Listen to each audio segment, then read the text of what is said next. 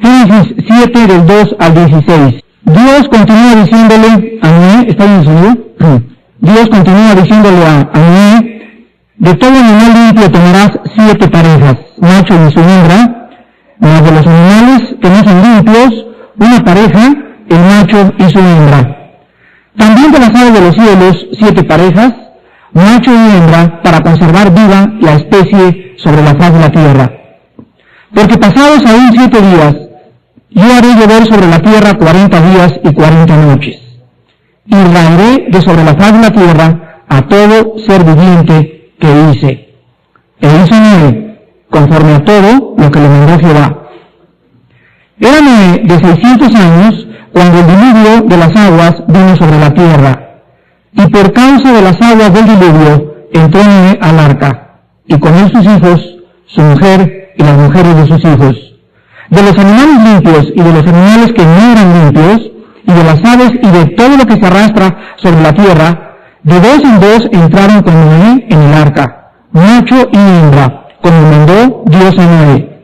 Y sucedió que al 7º día las aguas del diluvio vinieron sobre la tierra.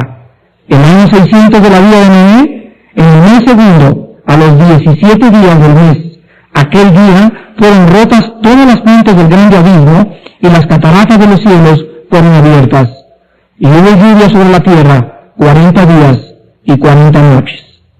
En este mismo día entraron Noé, y Sem, Cam y Jafet, hijos de Noé, la mujer de Noé, y las 3 mujeres de sus hijos con él en el arca.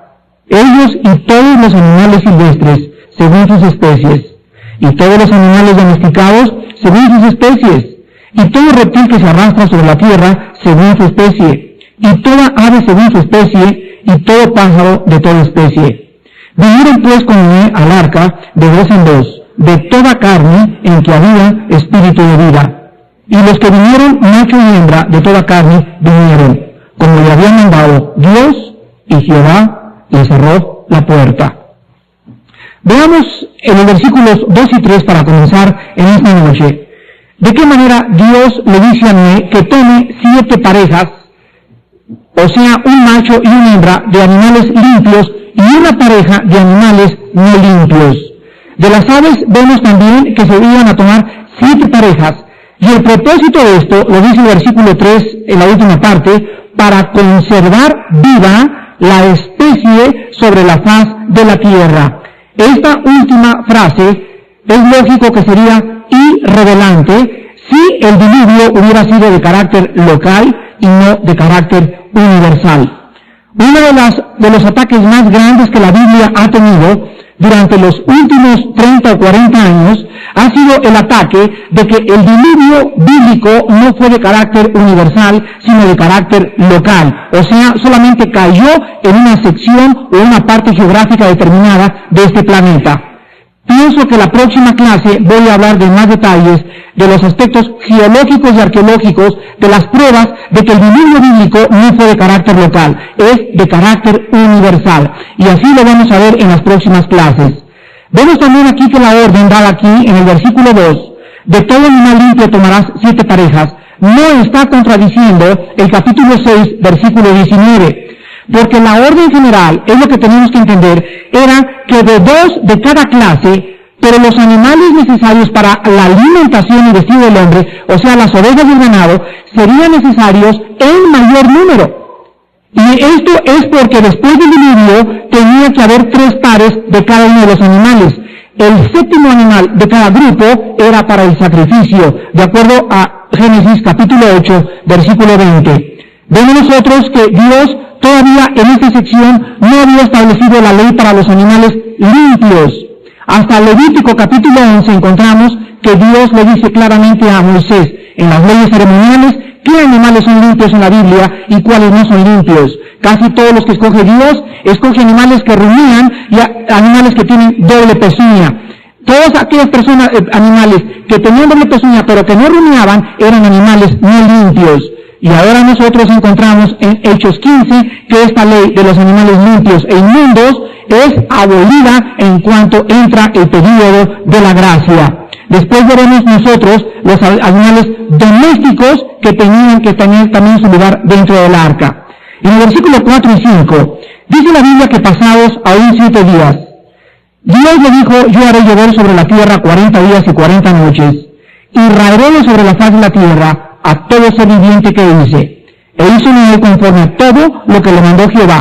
Aquí vemos nosotros que Dios todavía le dice a Noé, van a pasar 7 días. O sea, faltando un lapso de una semana, Dios le dice a Noé, te queda una semana. Y en esta semana era importante que Noé se apurara a meter a los animales y la ocupara principalmente para acomodarlos dentro del arca. Podríamos decir bíblicamente que el tiempo que le tomó a Noé acomodar y meter la comida, los leones comen esto, los elefantes esto, vamos a dejar paja aquí, vamos a dejar esto, vamos a acomodar jaulas para los pájaros, todo este acomodamiento dentro del arca lo hicieron en un lapso de 7 días. Posiblemente esta semana fue usada, repito, por Noé para acomodar a los animales en sus jaulas, arreglar sus cuartos, preparar el alimento, etcétera, etcétera. Y Dios anuncia entonces que el diluvio duraría 40 días y 40 noches y que acabaría con todo ser viviente. Nosotros debemos observar lo siguiente. Una lluvia de esta magnitud sería imposible en nuestro mundo actual por las condiciones atmosféricas que nosotros tenemos en nuestro globo terráqueo. Este fenómeno requeriría en el siglo XX de otra fuente de aguas atmosféricas. Pero en tiempos de Noé, acuérdense ustedes que existían sobre la tierra las aguas sobre la expansión y las aguas que estaban abajo. En los tiempos de Noé, o los tiempos antediluvianos, la atmósfera terrestre era totalmente diferente a la atmósfera que está después del diluvio. Antes del diluvio nunca había llovido. Y la temperatura climatológica del globo terráqueo era de característica uniforme. Entonces, estas cosas que existían era como una cortina termal de vapor que mantenía un efecto de invernadero en este planeta. Entonces, la gente vivía más tiempo antes del diluvio. La gente tenía una atmósfera donde no había cambios como están ahorita sucediéndose por la falta de ozono y la infiltración de los rayos ultravioleta a través del planeta Tierra, sino que todas las características ecológicas y climatológicas de antes del diluvio eran buenas para poder desarrollarse en una forma más saludable. Vamos a encontrar nosotros, después del diluvio, que vamos a comparar el capítulo 5 del diluvio con el capítulo 11 del Génesis, y ya la longevidad de los seres humanos comienza a disminuir después del diluvio. ¿Por qué? Porque esa capa termal que cubría la tierra es precipitada sobre la tierra, y en cuanto Noé sale del arca con toda su familia, comienza una nueva época para este planeta. Vemos nosotros también la palabra ser viviente en el versículo 5, es la palabra hebrea kol yeyun, con K, kol yeyun con doble Y, y significa literalmente lo que sigue, todo lo que crece o lo que existe. Vamos a recordar que aquí está involucrada la vida vegetal. Vean ustedes en el capítulo 8 de Apocalipsis, versículos del 7 al 11, el próximo juicio universal de Dios. El primer juicio fue hace aproximadamente 6.000 años. El próximo juicio de Dios, en el capítulo 8 de Apocalipsis, versículo 7 en adelante. Comparando los dos juicios, dice la Biblia que en el próximo juicio, el primer ángel tocó la trompeta, y hubo granizo y fuego mezclados con sangre, que fueron lanzados sobre la tierra. Y la tercera parte de los árboles se quemó, y se quemó toda la hierba verde. Quiero que comparen esto con el diluvio. En el diluvio se precipita la capa termal que cubría de vapor o la atmósfera terrestre sobre la tierra, se rompen las cataratas y las fuentes del abismo de dentro de la tierra, entonces el agua sale de dentro de la tierra y de arriba de la tierra, y todo esto para matar a toda la especie viva que estaba sobre la costra o sobre la superficie de la tierra. La muerte de todo ser viviente fue casi instantánea. Sobrevivieron 1 o 2 minutos en lo que se agarraban de un árbol, en lo que un conejito se echaba a correr, en lo que los peces eran incrustados contra el fango y morían ahogados. Imagínense, los pescados murieron ahogados.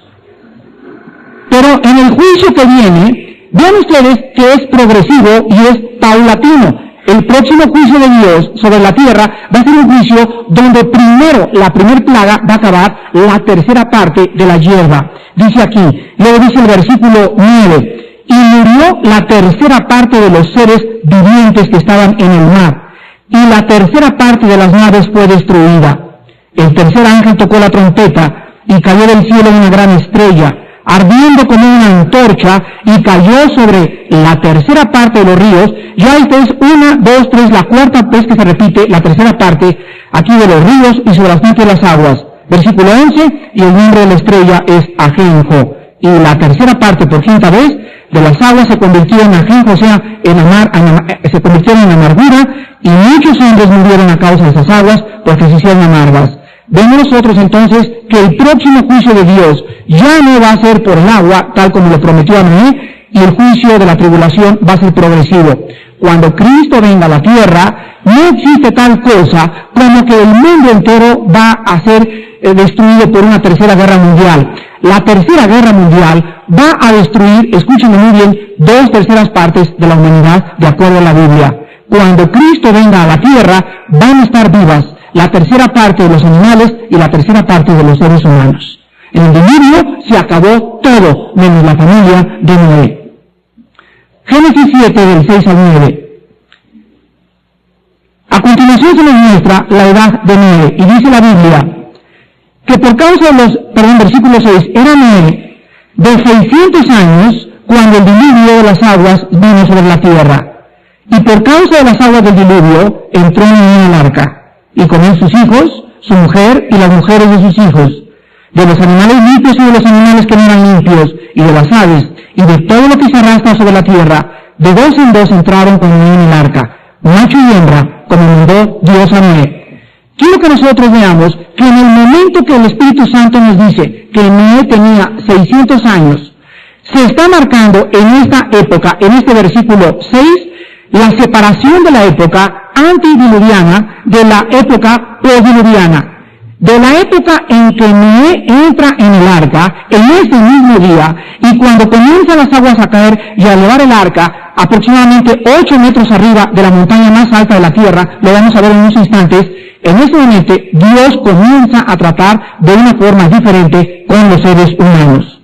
Vemos también nosotros que cada animal estaba representado en el arca otra vez, macho y hembra. De cada animal limpio había 2 parejas adicionales y otro individual, para propósitos sacrificiales. En el versículo del 10 al 12, se nos dice que sucedió que al 7º día, vean ustedes la cronología bíblica de los días. Al 7º día, o sea, al acabar de la semana, las aguas del diluvio vinieron sobre la tierra. El año 600 de la vida de Noé, en el mes segundo, a los 17 días del mes, aquel día fueron rotas todas las fuentes del grande abismo, y las cataratas de los cielos fueron abiertas. Y no hubo lluvia sobre la tierra 40 días y 40 noches. Ven nosotros que en esta última semana que queda, el juicio cae de Dios. El juicio de Dios cae en el momento, en la hora, en el segundo preciso.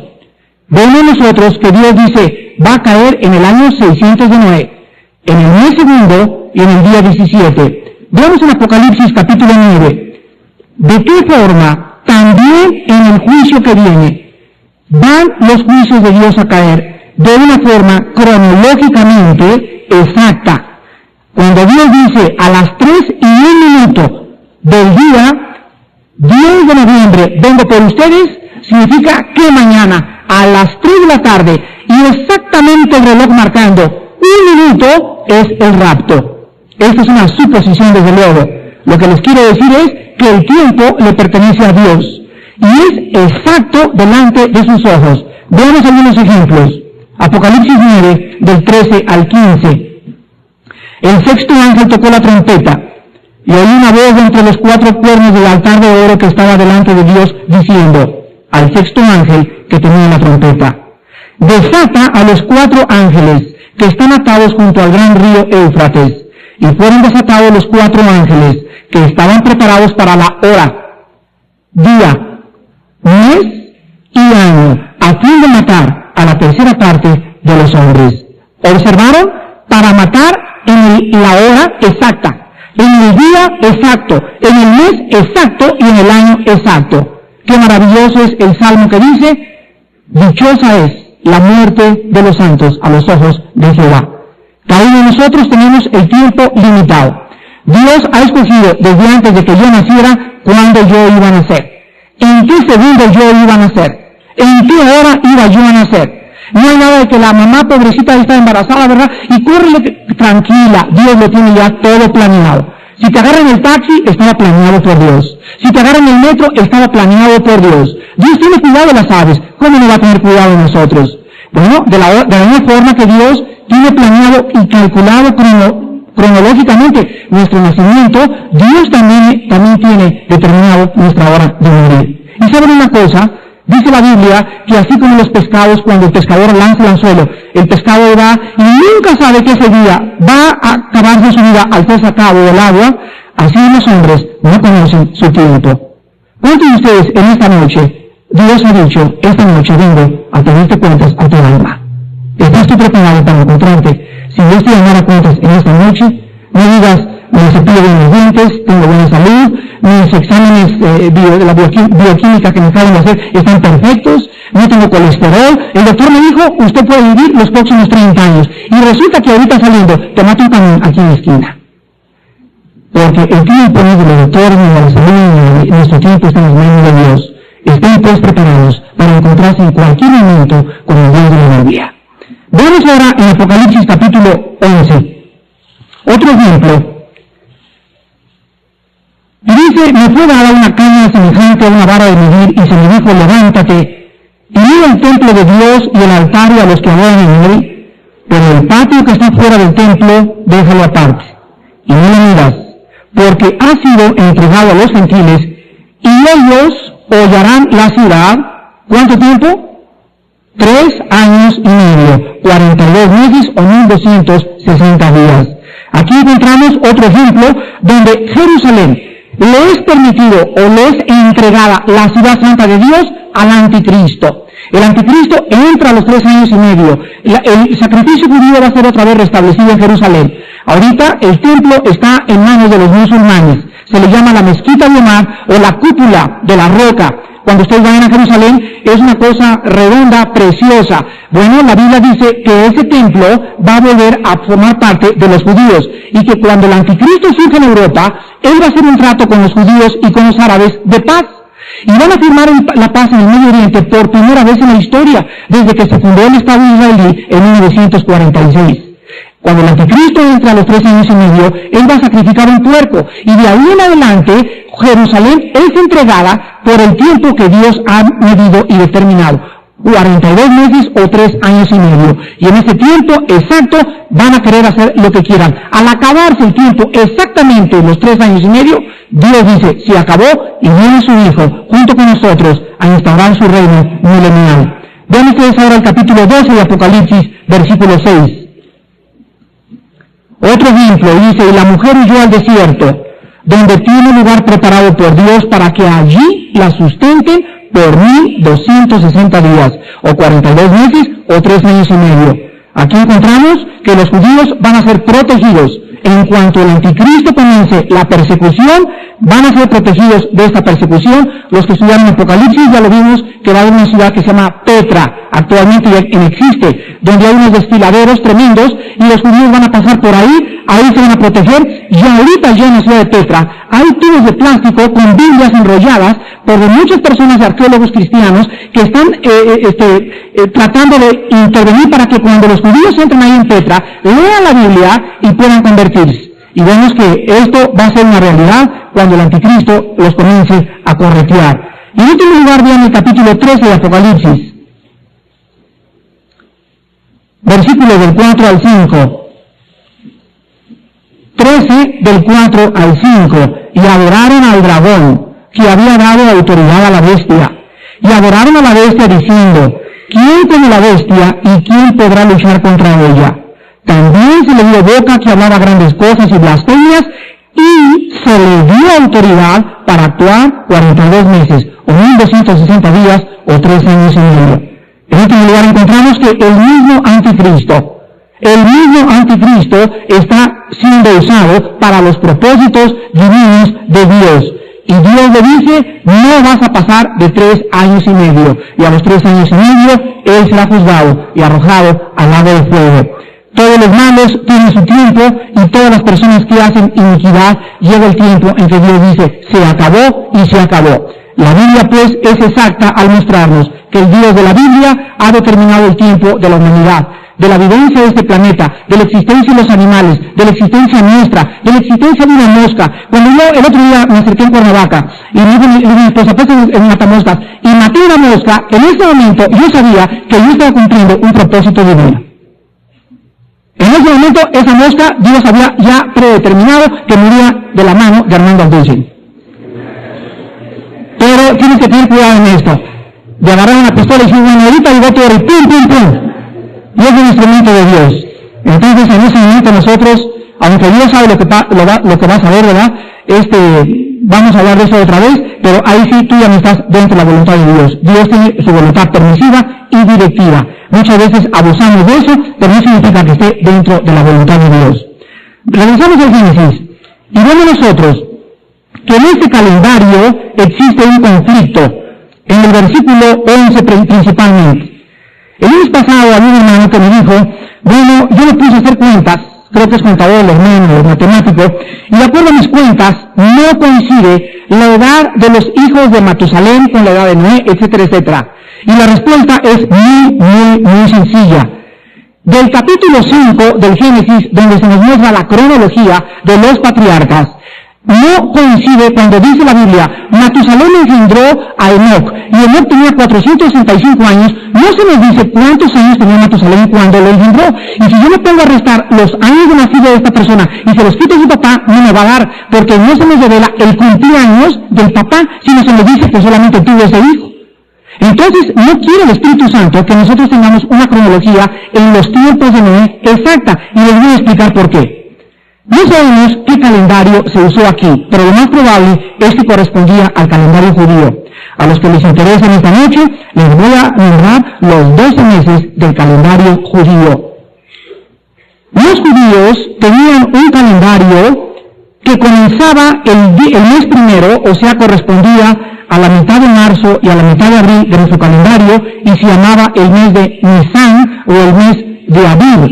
Vuelvo a repetir, el mes de Nisan era el primer número, el mes número 1 del calendario judío, y era el mes en que celebraban la Pascua, cuando caía a la mitad de marzo y a la mitad de abril de nuestro calendario. El mes segundo de los judíos era el mes de Iyar, I-Y-A-R, y era la mitad de abril y la mitad de mayo. El tercer mes de los judíos era el mes de Sivan, con S y B chica, era la mitad de mayo y la mitad de junio. El cuarto mes era el mes de Tamuz, con T y con Z al último, que era la mitad de junio y la mitad de julio de nuestro calendario. El quinto mes de los judíos era el mes de Ab, A de Armando, B de burro, Ab, mitad julio, mitad agosto. El sexto mes de los judíos era el mes de Elul, E de Enrique, L de Lalo, U de ¿qué? U y L de Lalo otra vez. Elul era mitad de agosto, mitad de septiembre. Después el séptimo mes era el mes de Tishri, T-I-S-H-R-I, era la mitad de septiembre y la mitad de octubre. Quiero que observen el séptimo mes de los judíos porque era muy importante. Este mes también se le llamaba el mes de Etamim, con E de Enrique, y en este mes se celebraban 3 fiestas: las fiestas de las trompetas, las fiestas de la expiación, el día 10 del séptimo mes era la expiación, y la fiesta de los tabernáculos. El octavo mes era el mes de Marchesvan, que era la mitad de octubre y la mitad de noviembre. También se le llama el mes de Bun, con B de burro. El mes noveno era el mes de Kisleu, o el mes de Kislev. Esto se encuentra en Nehemías capítulo 1, cuando Nehemías estaba en el reinado del imperio medo-persa, bajo el rey Artajerjes, cuando llegaron a contarle que Jerusalén se encontraba saqueada y quemada. Y dice la Biblia, era el mes de Kislev, era el mes entonces de la mitad de noviembre, la mitad de diciembre. El 10º mes de los judíos era el mes de Tebet, con T, mitad de diciembre, mitad de enero. El mes 11º era Shevat, mitad de enero y mitad de febrero. Y el último mes, o el mes 12º, era el mes de Adar, que era la mitad de febrero y la mitad de marzo. Es importante que todos los cristianos tengan estos apuntes, porque al estudiar la Biblia vamos a encontrar Nisan, Kev, Abul, Kislev, etcétera, etcétera, y tenemos que saber en qué meses están correspondiendo los eventos históricos ahí descritos. Ahora quiero decirles algo.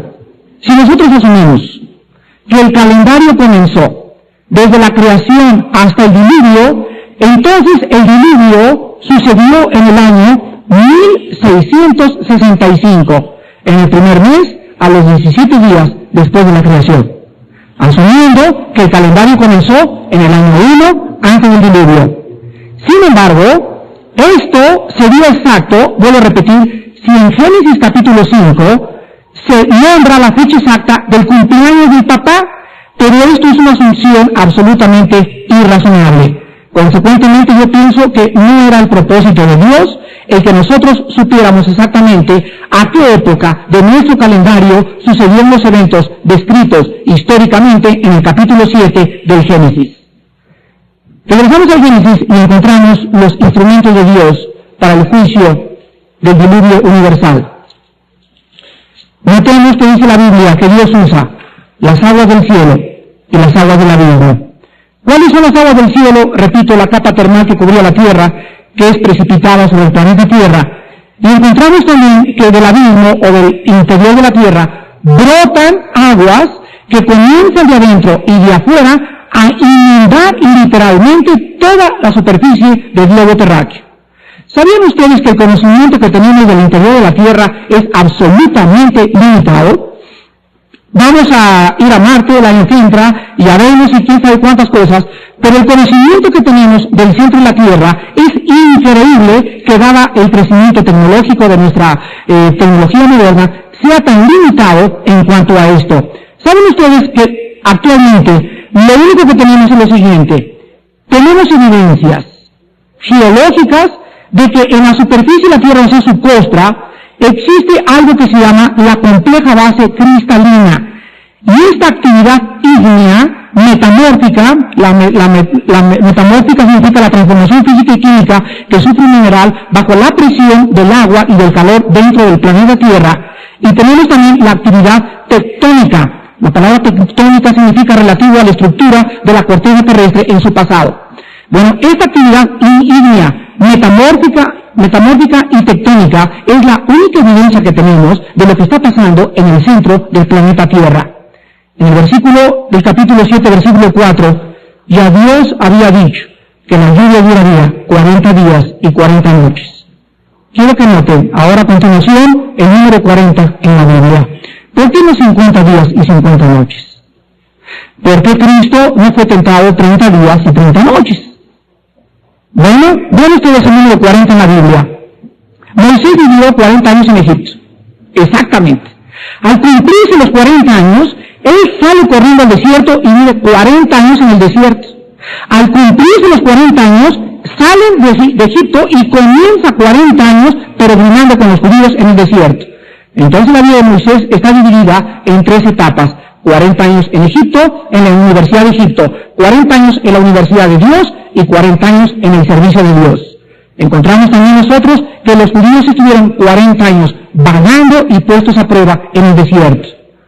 Los 3 primeros reyes de Israel, Saúl, David y Salomón, reinaron. Saúl 40 años, David 40 años, Salomón 40 años. Al acabarse el reinado de Salomón, sus 2 hijos Jeroboam y Roboam se van uno al norte y el otro al sur, se divide el reino de Israel por primera vez, y vienen los reinos del norte, los reinos del sur, y en esta división del reino de Israel es cuando Dios juzga a Israel hasta llegar al último profeta, que es Malaquías. Pero los 3 primeros reyes de Israel juzgan al país, 40 años cada uno. ¿Cuánto duró la prueba de Cristo en el desierto? Duró 40 años. En último lugar, encontramos que esto es algo que parece representar en la Biblia. El número 40 representa prueba en el ser humano. Prueba en el ser humano. Quiero que ustedes hagan la diferencia entre los números cabalísticos o la cabala y entre los números en la Biblia. Hay brujas y hechiceros que le dan un significado al 7, que le dan un significado al 5 y que le dan un significado al 3. Pero en la Biblia el significado de los números es totalmente o diametralmente opuesto al significado de la cabala o de los números cabalísticos. La cabala es ocultismo, los números en la Biblia son inspirados por el Espíritu de Dios. Veamos el versículo 13 al 16 del capítulo 7, que aquí se acaban los 7 días y se meten al arca. En este mismo día, exactamente en la semana, entraron Noé, Sem, Cam y Jafet, hijos de Noé, la mujer de Noé, las 3 mujeres de sus hijos con él en el arca. Ellos y todos los animales silvestres según sus especies, todos los animales domesticados según sus especies, todo reptil que se arrastra sobre la tierra según su especie, y toda ave según su especie, y todo pájaro de toda especie.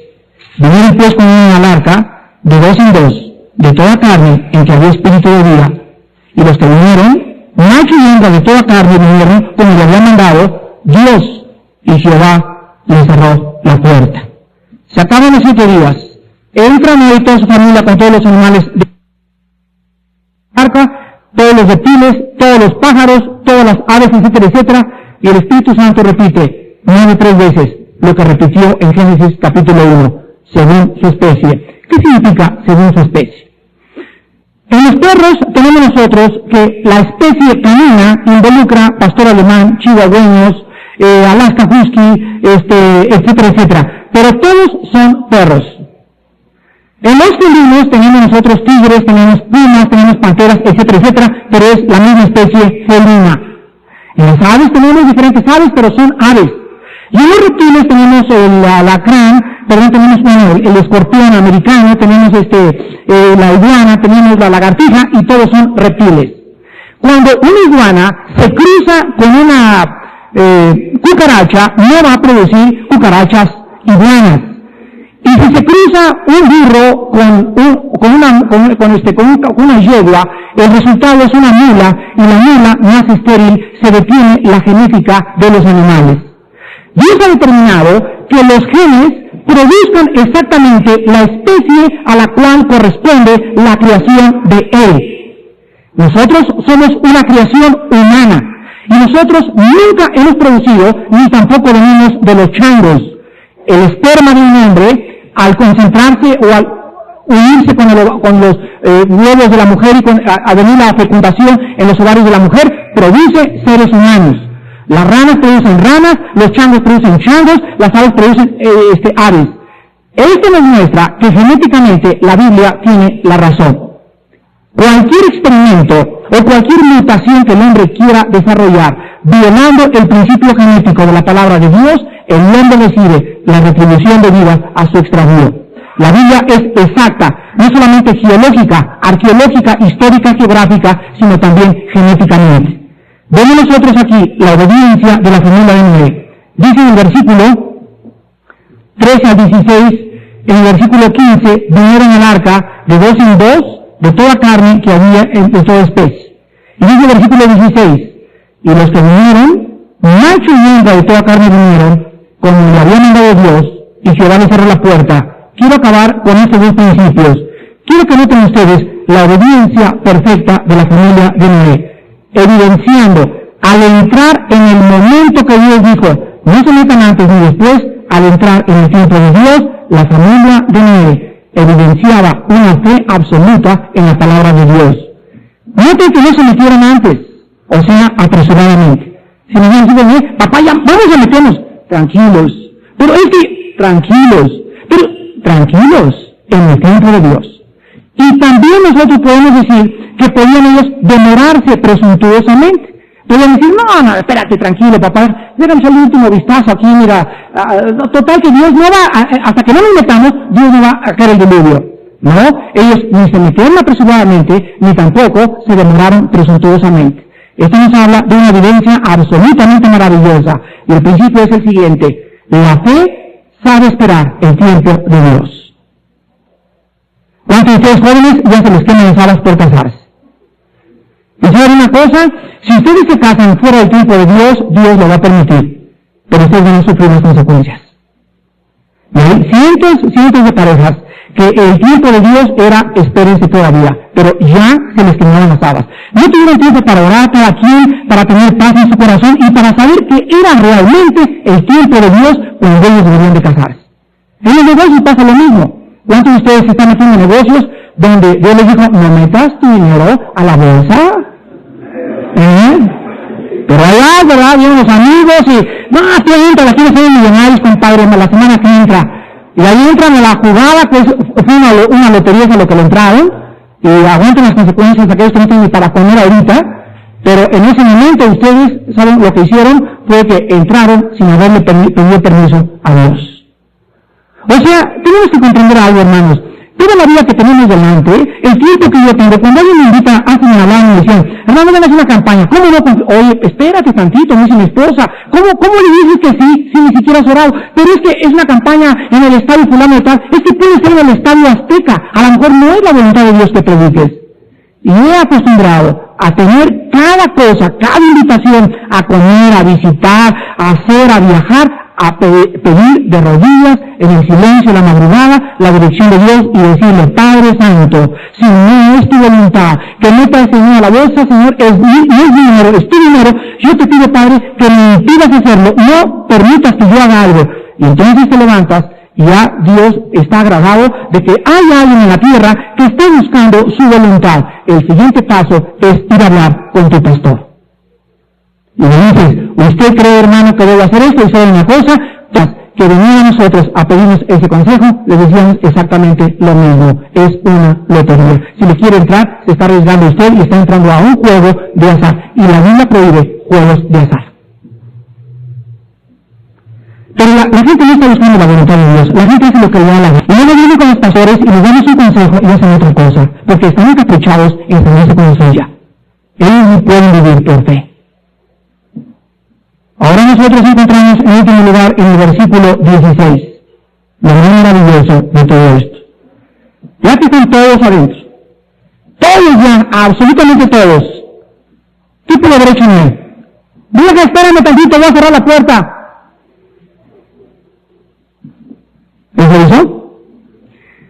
¿Qué cosa más maravillosa la frase que el Espíritu Santo incrusta en este pasaje? Y se va a cerrar la puerta. ¿Qué nos enseña esto?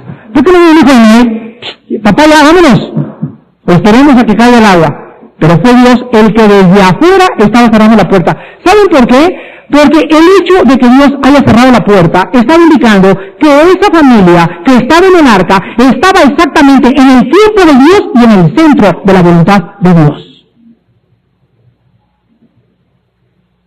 Qué maravilloso que te cases y cuando subiste al carro que te va a llevar a las hadas de luna de miel o a Cancún, la puerta de la limusine que la cierre Dios.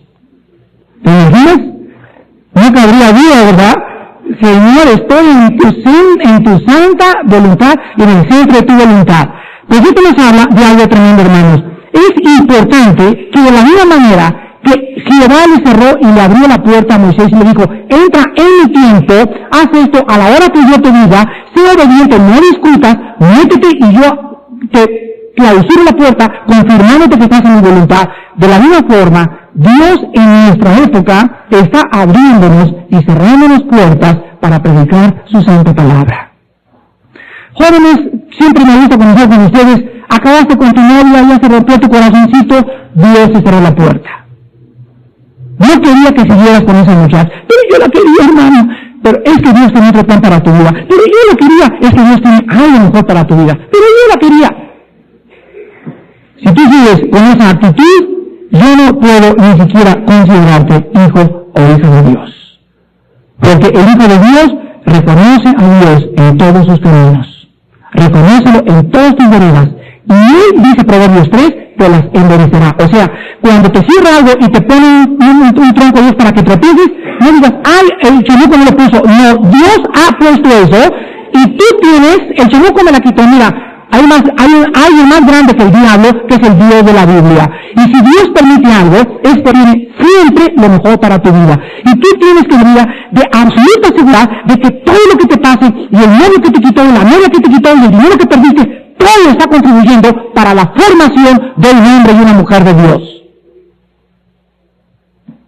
Vean ustedes en Colosenses capítulo 4 del Nuevo Testamento, de qué manera el apóstol Pablo estaba consciente que las puertas de las oportunidades para testificar, para hablar, para trabajar, para reír, para llorar, para nacer y para morir, estaban en las manos de Dios, no en las nuestras. Colosenses capítulo 4, versículos del 2 al 3. El apóstol Pablo le dice a esta iglesia: perseverad en la oración, velando en ella con acción de gracias, orando también al mismo tiempo por nosotros para que el Señor nos, ¿qué dice? Nos abra puerta para la palabra, a fin de dar a conocer el misterio de Cristo, por el cual también estoy preso. Pablo sabía que cuando Dios abrió una puerta, escúchenme muy bien, mis queridos hermanos en Cristo, cuando Dios abre una puerta, es mejor que te metas rápido, porque no la va a tener abierta siempre. Cuando Dios nos dice, ahorita le doy gracias con el gobierno, no vale que nos aprovechemos en México ahorita a predicar el Evangelio, porque ahorita está la puerta súper abierta, pero de par en par. Y los cristianos no lo han discernido. Es la maravillosa constitución que tenemos que nos permite la libertad de culto, la libertad de expresión a los mexicanos, la libertad de honrar a nuestros símbolos patrios. Nadie ha podido percibir que la puerta está de par en par en México y que se nos va a cerrar. Se nos va a cerrar pronto. Y los que no entraron en esta época de la gracia y de la ciega no han sido salvos y quedarán fuera de la cosecha de Dios. Ven entonces también Apocalipsis capítulo 3, donde el último mensaje a las iglesias, el Señor Jesucristo. Apocalipsis 3, del 7 al 8.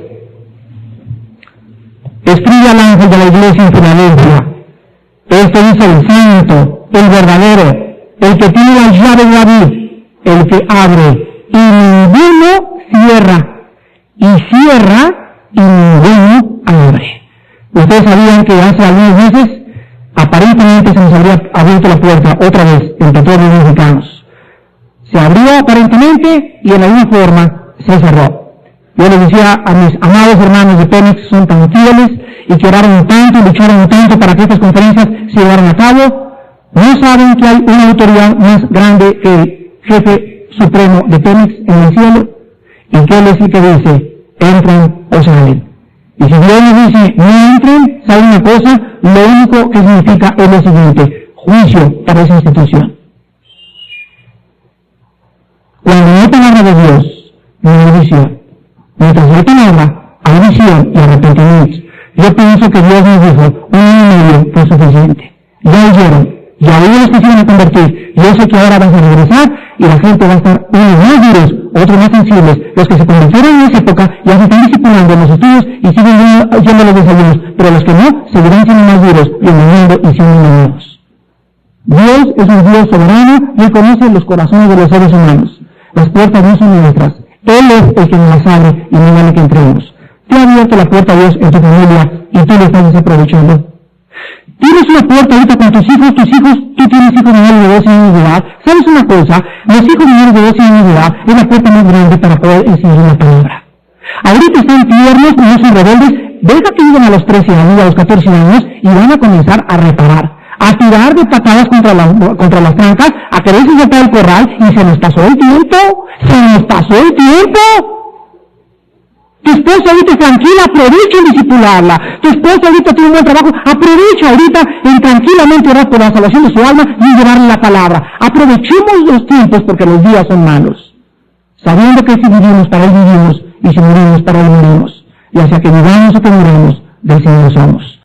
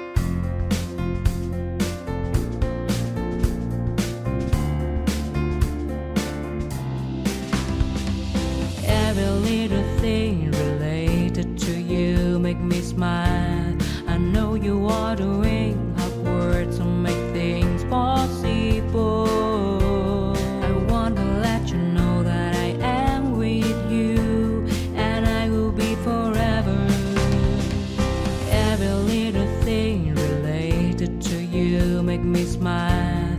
I know you are doing hard work to make things possible. I want to let you know that I am with you, and I will be forever. When you talk, I want to listen to you for hours. When you are there beside me, I feel like looking at you all the time. My love for you will never really change. Just want to tell you that you mean a lot to me.